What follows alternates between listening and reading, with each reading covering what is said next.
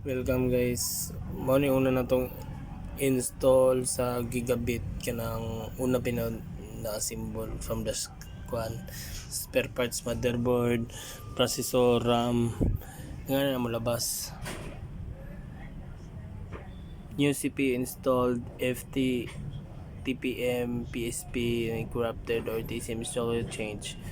Press Y to reset TFM if you have BitLocker or encryption enabled. The system will not boot without recovery key.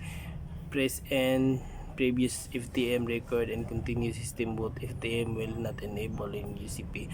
You can swap back to the old CPU to recover TPM related keys and data. So sa to pa guys, kung kay bag-o man ang atong kuan reset ta from the scratch, then ay mo pagkagulan ng BitLocker encryption enable, then that will not boot. Wala na kay tungod bag-o man yung dito, so walay password, walay recovery key mahitabo. So press na to ang Y, then restart siya. Disregard yun yung monitor kay pan-test na ko na.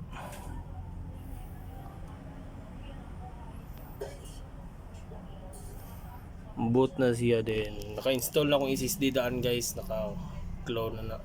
So diretso na nag-boot Windows 10. Ako pa nang i-restart niya kaya mag-finalize ko sa setting sa BIOS.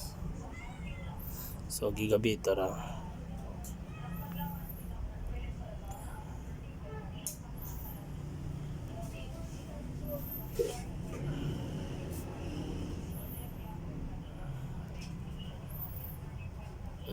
Kaya siya nag-restart siya kay tungod nag-install ang sa Windows 10, mag-automatic siya self-install sa driver mo yung nakanindot sa bagong OS. So na mag-loading, then humana na nag-kuan pre-install sa driver, so restart na po na.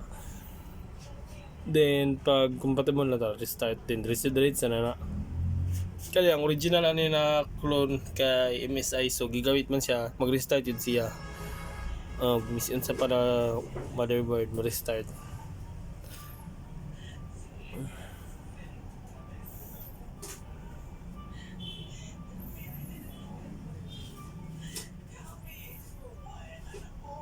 So Dragon Star Gaming boot na. Then if naman katon yung kalibugan guys, katura dyan ang solusyon na mo pagka duhag answer atong N, kay kung N to yung answer, possible na di siya mo restart dito na reset tong main kuha ni sa board, so dili siya mo start from the start.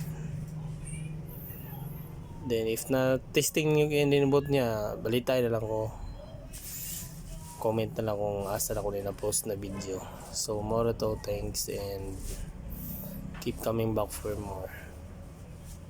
God bless.